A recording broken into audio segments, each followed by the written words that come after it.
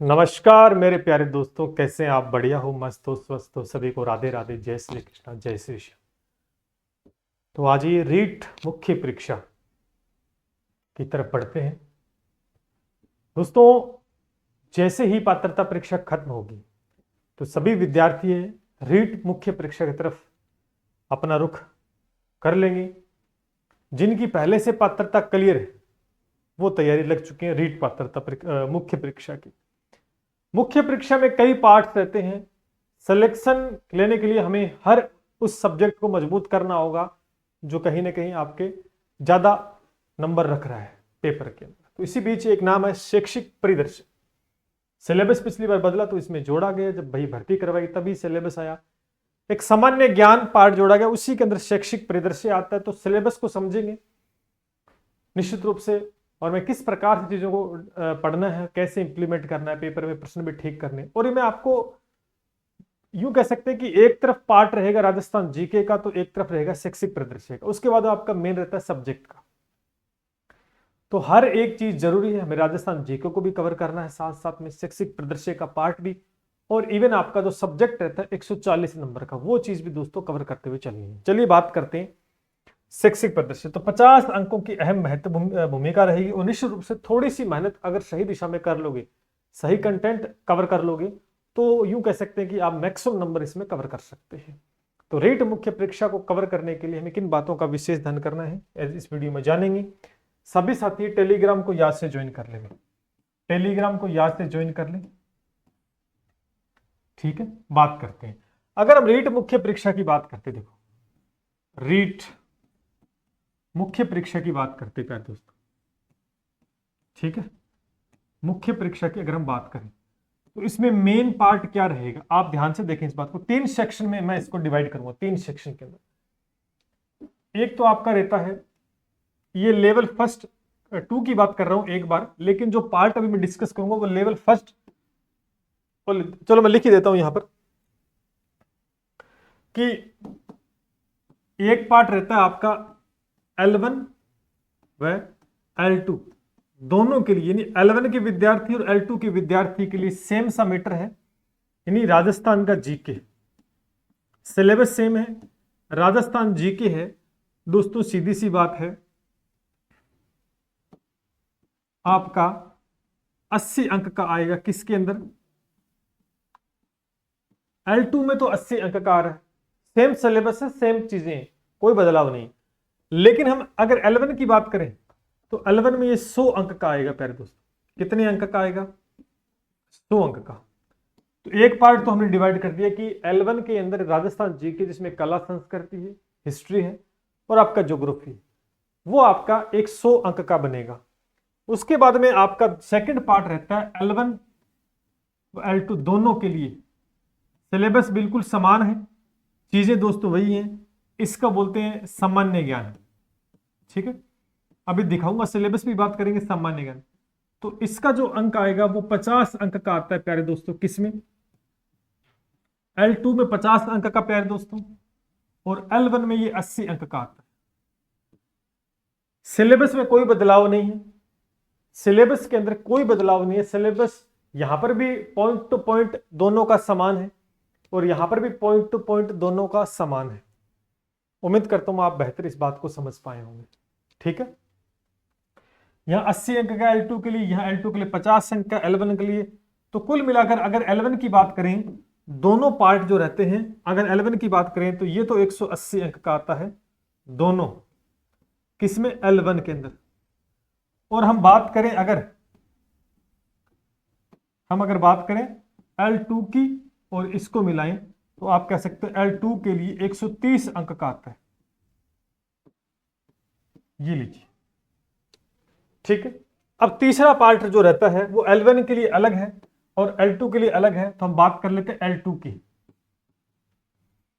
जो रहता है आपका सब्जेक्ट, और सब्जेक्ट मिलाकर आपका 140 नंबर का बनता है, 140 का बनता है। तो यानी अगर आप देखेंगे, एक तरफ 100 अंक राजस्थान जीके में, एक तरफ 50 अंक शैक्षिक परिदृश्य का पार्ट रहता है, और 140 अंक का ये रहता है। तो 3 मेजर पोर्शन आपके सामने हैं। 130 प्लस 140 270 का काम हो गया है आपका दो विषय में L2 की बात करते हैं। लेकिन हम जो आज बात करने वाले वो इस पार्ट की बात करने वाले सामान्य ज्ञान। इसके अंदर 80 अंक का तो L1 की बात कर रहे हैं और 50 अंक की हम बात कर रहे हैं L2 की।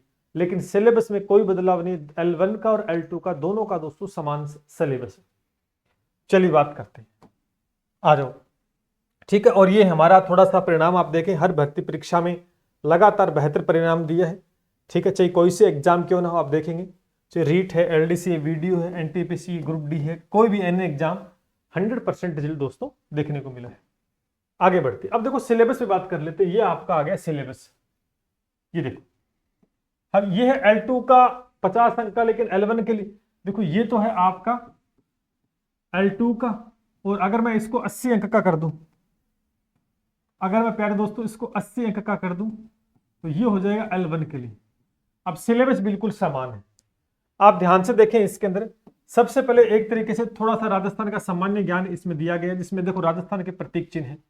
ठीक है, सरकार की फ्लेक्सिब योजनाएं हैं, अनुसंधान केंद्र है, धार्मिक स्थल है, प्रमुख खिलाड़ी हैं, प्रसिद्ध नगर हैं, स्थल है, प्रमुख उद्योग, राजनीतिक एवं प्रशासनिक व्यवस्था, जन कल्याणकारी योजनाएं। ठीक है, उसके बाद में आ जाता है आपका ये शैक्षिक परिदृश्य का जो पार्ट रहता है, देखो।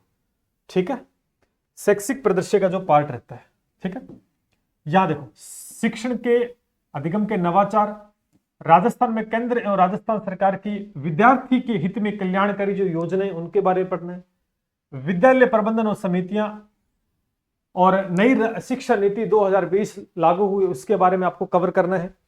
उसके बाद में निःशुल्क अनिवार्य बाल शिक्षा अधिकार नियम 2009 और 2011 दोनों को कवर करना है, और राजस्थान में निजी विद्यालयों में निःशुल्क प्रवेश के लिए आपको पढ़ना है। और उसके बाद में आपका करंट का मैटर रहता है। तो अगर आप देखें ये वाला पार्ट लगभग आप समझ पाएंगे, थोड़ा सा जीके का हम मान सकते हैं, लेकिन इधर वाला पार्ट हर एक परीक्षा में दोस्तों नहीं आता है। टीचिंग लाइन के अंदर ये एग्जाम आता है, आप सभी जानते हैं। तो इसलिए लगातार हम हर परीक्षा की तैयारी करें, अगर टीचिंग के एग्जाम की तैयारी कर रहे हैं सेकंड ग्रेड या फर्स्ट, तो वहां कहीं ना कहीं आता रहता है, तो हमें पता है। सिमिलर और एग्जाम की बात करें तो ये शैक्षिक प्रदर्शन देखने को नहीं मिलेगा। तो ये अमूमन यूं कह सकते हैं कि ये चीज हमें हर बार रिवाइज करनी पड़ती है, याद रखनी पड़ती है, बहुत चीजें इसके अंदर सीखनी पड़ेगी। लेकिन यहां पर आप देखो अगर कैसे कवर करें, थोड़ा सा पीछे आते हैं, पढ़ने का तरीका अब थोड़ा डिस्कस करें। देखो इसको लेकर मार्केट में बहुत सारी किताबें नहीं, हजारों किताबें मिलेगी, अलग अलग पब्लिकेशन नहीं। ठीक है, लेकिन पहली बात तो ये कि देखो हमें इस बात का विशेष ध्यान करना है कि हमें अगर कई बार क्या होता है कि हम पूरे नंबर लाने के चक्कर में सोचते हैं कि पूरा ही पढ़ लें। पूरे का मतलब दोस्तों ऐसे कोई अंत नहीं होता है। किसी टॉपिक का आप कितना भी उसको लंबा खींच लो, उसका अंत नहीं हो सकता है, कैसा भी उसको बढ़ा दें। इसलिए हमें स्मार्ट स्टडी दोस्तों करनी होगी। जैसे अगर बात करें प्रतीक चिन्ह की बात करें, जैसे ये दे दिया, तो केवल हमें प्रतीक चिन्ह की बात करनी है। अब इसके अंदर लेकर हम इसकी कहानी गाने लग गए, इसे मुख्य मुख्य जो बातें हैं और प्रीवियस ईयर के अंदर किस प्रकार के प्रश्न पूछे गए, तो उस प्रकार की कुछ किताबों में बहुत कम दे रखा है, बहुत किताबों के अंदर बहुत ज्यादा दे रखा है। लेकिन अगर हम निरर्थक कुछ बातों को पढ़ेंगे तो हमारे ऊपर स्ट्रेस बढ़ेगा, वजन बढ़ेगा। ठीक है, कई भारी भरकम किताबें रहती है तो खरीद तो लेके आ जाते हैं, मार्केट से ले आए, लेकिन जब हम पढ़ेंगे और पढ़ने के बाद में फिर हमें समस्या होती है कि ये तो याद भी नहीं हो रही, बहुत बड़ी है। तो ज्यादा कंटेंट भी काम का नहीं है। मैं हमेशा एक बात बोलता हूं कि ज्यादा पढ़ने से सिलेक्शन नहीं होता, ज्यादा रिवीजन करने से होता। तो आपने रिवीजन कितनी बार किया। दूसरी बात, उस कंटेंट की भाषा सरल होनी चाहिए, क्योंकि जब पढ़ते हो तो समझ में तो आनी चाहिए। तो काफी सारी चीज देखी जाती है, तो हमें उसी प्रकार का, जैसे फ्लेक्सिब योजनाएं हैं, अब कुछ करंट में नई भी होंगी, कुछ पुरानी भी होंगी। ठीक है, बहुत सारी हैं। इसी प्रकार अनुसंधान के अंदर जो मुख्य मुख्य उनके बारे में बात करते हैं। धार्मिक स्थल है जैसे, ठीक है, प्रमुख खिलाड़ी। अब देखो खिलाड़ियों का टॉपिक आ गया, तो खिलाड़ी तो बहुत सारे, खिलाड़ी तो दोस्तों बहुत सारे होते हैं, लेकिन आप किताबों के अंदर देखोगे या कहीं तो एक बहुत लंबी लिस्ट हो कि आज से 10 साल पहले भी खिलाड़ी का कोई नाम नूम हुआ है, कोई नाम जीता है, तो उसका भी जिक्र। तो एक बात बताओ, कंटेंट तो शायद मिल जाएगा आपको बहुत सारा, तो क्या उस कंटेंट को आप याद रख पाओगे पेपर तक? नहीं, ऐसा कतई पॉसिबल नहीं कि आप सारी चीज याद कर लोगे। इसलिए हमें सीमित मात्रा में, सीमित चीजों में कवर करना है। ठीक है, उसके बाद अगर हम चलते हैं यहां पर शिक्षण के, अब देखो शैक्षिक प्रदर्शन, ये कोई जीके का टॉपिक नहीं है, इसको समझना पड़ेगा क्या चीज है, किस बारे में बोल रहा है, उसका अर्थ क्या। अब इन टॉपिक के अंदर आप कितना भी अंदर लेके चले जाओ, बातों को कितना घुमा फिरा के कंटेंट कितना बड़ा कर दो, लेकिन वहां पर दिक्कत स्टूडेंट को आएगी रिवाइज करने में और उसको याद करने में। देखो हम जो पढ़ रहे हैं ना वो हमारी याद होना चाहिए ना। जब कोई चीज हम कवर कर रहे हैं और वो हमारी याद नहीं रह रही है या समझ में नहीं आ रहा है तो फिर उस कंटेंट का कोई मतलब नहीं है। भी एक तो हम 100 पेज की किताब पढ़ रहे हैं और एक हम 50 पेज की पढ़ रहे हैं, लेकिन 50 वाली 100 का काम कर रही है, तो फिर 100 पेज कवर करने का क्या मतलब है? इस बात को सब समझते हो, ठीक है। और दूसरी बात, हमें इनमें पढ़ना क्या होता है ये आपको पता होना चाहिए। भाई इसके अंदर हमें पढ़ना क्या होगा और छोड़ना क्या होगा, ये विशेष इसमें बात रखनी है, ठीक है। हमें बहुत वेल मेंटेन नोट्स दोस्तों क्रिएट करने होंगे, क्योंकि रिवीजन के टाइम में किताबों से कभी रिवीजन नहीं होता है। तो ये चैप्टर कठिन नहीं है, बहुत आसान है, लेकिन इसके अंदर थोड़ी सी स्मार्ट अप्रोच आपको काम में लेनी पड़ेगी, जिसके चलते आपको एक अच्छा स्कोर कर पाएंगे। क्योंकि एक तरफ आपका सब्जेक्ट तो होगा, लेकिन यहां पर भी थोड़ा सा एफर्ट अच्छा, ठीक है। तो जैसे शिक्षा नीति नहीं आ गई, उसमें क्या पढ़ना है 2009 2011। अब कंटेंट के अंदर भी दोस्तों बहुत सारी चीजें इंपॉर्टेंट होती है। भाई ये तो नहीं है कि एक कंटेंट कोई टॉपिक उसमें 100 लाइनें हैं तो 100 की 100 इंपॉर्टेंट है, ये तो नहीं होता। प्रश्न किस प्रकार का बन सकता है, एक आइडिया ये भी तो होना चाहिए। जैसे आपने ये टॉपिक पढ़ा कि शिक्षण अधिगम के नवाचार, ये आपने पढ़ लिया, कोई दिक्कत नहीं है, लेकिन इसको पढ़ने के बाद में पेपर में जो प्रश्न आ रहा है वो आपसे ठीक नहीं हो रहा है। मेरी बात को ध्यान से सुनना कि पेपर में जो प्रश्न आ रहा है वो आपसे ठीक नहीं हो रहा है, तो फिर उस टॉपिक को पढ़ने का कोई फायदा हो गया नहीं।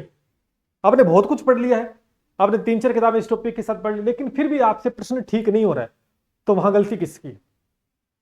और आपने कंटेंट सीमित मात्रा में पढ़ा, लेकिन पुराने पेपर में आए प्रश्न या नए प्रश्न आप देखोगे तो उनको आप हल कर पा रहे हो, सोल्व कर पा रहे हो, इसका मतलब कंटेंट आपको समझ में आया है और वो कंटेंट आपके लिए काम का है। तीसरी बात कि सिर्फ प्रश्न कैसा बन सकता है, भी यहां में टॉपिक तो पढ़ लेंगे, थ्योरी भी पढ़ लेंगे, लेकिन सिर्फ प्रश्न कैसा बन सकता है यहां से, ये बहुत जरूरी है। भी हमें यही नहीं पता कि प्रश्न कैसा बन सकता है, क्योंकि ये जीके तो है नहीं, जीके होता तो आपको मिल जाते, है ना। तो यहां पर ये भी चीज आपको ध्यान में रख के चलनी है। केवल भेड़ चाल नहीं चलना कि हाँ ठीक है पढ़ते जा रहे, लेकिन आज का टाइम वो नहीं है कि बहुत ज्यादा किताबें लेने से हम उस पब्लिकेशन में लिए या कहीं से कोर्स ले, वो चीजें बहुत सारी चीजें। इसलिए अपने पास जितना कम कंटेंट का रखोगे ना स्टॉक, उतना ज्यादा रिवीजन अच्छा कर पाओगे और चीजों को बहुत अच्छा इंप्लीमेंट कर पाओगे, ठीक है। और एक तरफ आप देखेंगे ये वाला जो पार्ट आ रहा है, कहां गया, ये नहीं, ये आ गया। और दूसरी तरफ दोस्तों राजस्थान जीके का है, वो एक अलग पोर्शन हो गया, वो आपका 80 अंक का आएगा, 100 अंक का लेवल फर्स्ट में। और दूसरी तरफ आपका सब्जेक्ट बहुत मेन काम करेगा। तो सब्जेक्ट 140 नंबर का, 120 नंबर क्वेश्चन सब्जेक्ट के, 20 नंबर टीचिंग मेथड के, तो वो भी अहम रोल अदा करने वाला है। इसलिए आपको, अगर आपके पास 7 से 8 महीने हैं तो बहुत बढ़िया तैयारी कर सकते हैं, ठीक है ना, लगातार। तो अभी से आप इनके वेल प्रिपेयर नोट्स बनाएं बहुत अच्छे से, तभी तैयारी कर पाएंगे। और इसको लेकर 3 फरवरी से दोस्तों हमारी क्लासेस हैं वो शुरू हो रही हैं हमारे अस्कन क्लासेस का ऑफिशियल प्लेटफॉर्म पर, जिसके अंदर हम आपको थ्योरी तो पढ़ाएंगे कि थ्योरी के अंदर चीजें कैसे पढ़नी है। थ्योरी का मतलब ये भी नहीं होगा कि एक टॉपिक को 10-15 पेज भरा के छोड़ दिए और फिर आपको यही समझ में आ रहा है अंदर है क्या, नहीं। काम की बात, क्योंकि आप जानते हैं हमेशा सीमित कंटेंट पढ़ाया जाता है।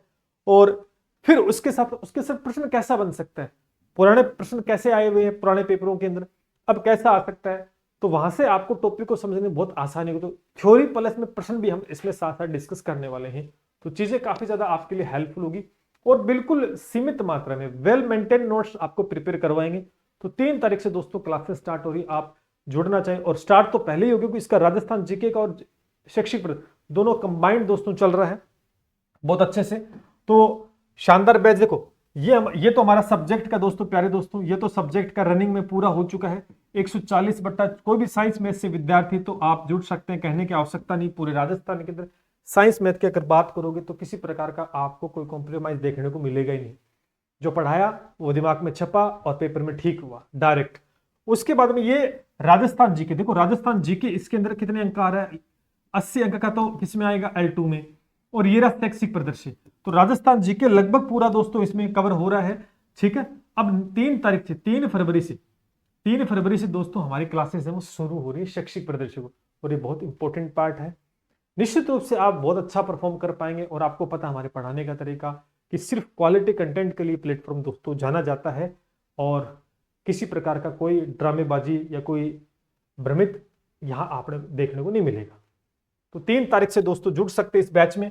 ये हमारा सब्जेक्ट का कोई मैथ साइंस है और ये स्टार्ट हो रहा है बिल्कुल फ्रेश बैच है, बिल्कुल नया बैच है और लाइव क्लासेस के माध्यम से आपको 1 to 1 चीजें डिस्कस की जाएंगी। थ्योरी तो साथ में करवाएंगे ही करवाएंगे, लेकिन थ्योरी के साथ दोस्तों क्वेश्चंस की भी प्रैक्टिस करवाएंगे कि प्रश्न कैसा पूछा जाएगा। तो एक चीज के साथ दो चीजें कवर होंगी और उसके बाद आपको हम टेस्ट भी प्रोवाइड करवाने वाले हैं, तो वहां से आपकी बहुत सारा प्रैक्टिस हो जाएगी। तो फिर प्रश्न गलत कैसे होगा। तो आज से देखो देखो हमें किसी एग्जाम को फाइट करना, तो उसके लिए काफी सारी चीजें कवर करनी होती है कि पहले सिलेबस को कंप्लीट करना होता है, फिर उसका रिवीजन करना होता है, बाद में हमें उसका बहुत सारी प्रैक्टिस करनी होती है, फिर टेस्ट लगाओ। तो चीजें काफी सारी हैं। तो आज से शुरू करो। एग्जाम में ज्यादा समय नहीं मिलेगा आपको, जितना भी मिल रहा है वो आपके लिए गोल्डन अपॉर्चुनिटी है। वो कहते हैं कि एग्जाम आ गया लेकिन उसके पास हम चले गए और फिर भी लगे हुए सकते हैं, पूरा सिलेबस नहीं हुआ, तो रिवीजन कब करोगे। कम से कम एग्जाम से पहले 10 से 12 बार रिवीजन करना पड़ेगा, क्योंकि 2 से 3 बार रिवीजन का टाइम चला गया, भेड़चाल नहीं चलना। भेड़चाल भी 2-3 बार कर रही है, तो आपको उनसे आगे निकलना, तो कम से कम 10 से 12 बार रिवीजन दोस्तों करना पड़ेगा। तो 3 तारीख से दोस्तों क्लासेस स्टार्ट हो रही है और SK9 क्लासेस के ऑफिशियल प्लेटफॉर्म पर, जैसा कि आप जानते हैं, गूगल प्ले स्टोर से डाउनलोड कीजिएगा और आज ही आप एनरोल कर सकते हैं। ठीक है।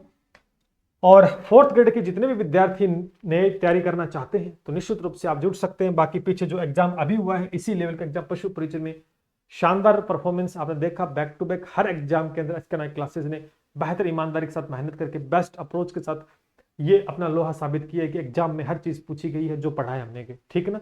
तो निश्चित रूप से आप इस बैच के माध्यम से भी इनरोल कर सकते हैं, पूरा कवर आपको देखने को मिलेगा। इसके साथ साथ दोस्तों काफी सारे और बैचेस भी हैं, और ये हमारा SK9 क्लासेस का ऑफिशियल ऐप है, SK9 क्लासेस है, और प्ले स्टोर से दोस्तों डाउनलोड कीजिएगा और 3 तारीख से आप क्लासेस ज्वाइन कर सकते हैं। बाकी LDC पटवार अन्य एग्जाम की प्रिपरेशन करना चाहते हैं और ग्रुप डी रेलवे है, उसका फरवरी में बैच स्टार्ट हो रहा है। तो आप देखेंगे कि इस बार 2025 में जो भी भर्ती का सपना आपने संजोया है और जो भी रोड़ा आपका सब्जेक्ट बन रहा है, उस रोड़े को दोस्तों साइड करके आगे बढ़ जाइए। ठीक है। बाकी कोई जानकारी चाहिए तो 7665320069 पर दोस्तों आप कॉल या मैसेज के माध्यम से पता कर सकते हैं। व्हाट्सएप नंबर है हमारा, कॉल का भी यही नंबर है। ठीक है भाई। और आज से तैयारी कीजिएगा, रीट मुख्य परीक्षा के सफलता में अहम भूमिका निभाने जा रहे हैं। चलिए मिलते हैं इसी के साथ। जय हिंद, जय भारत।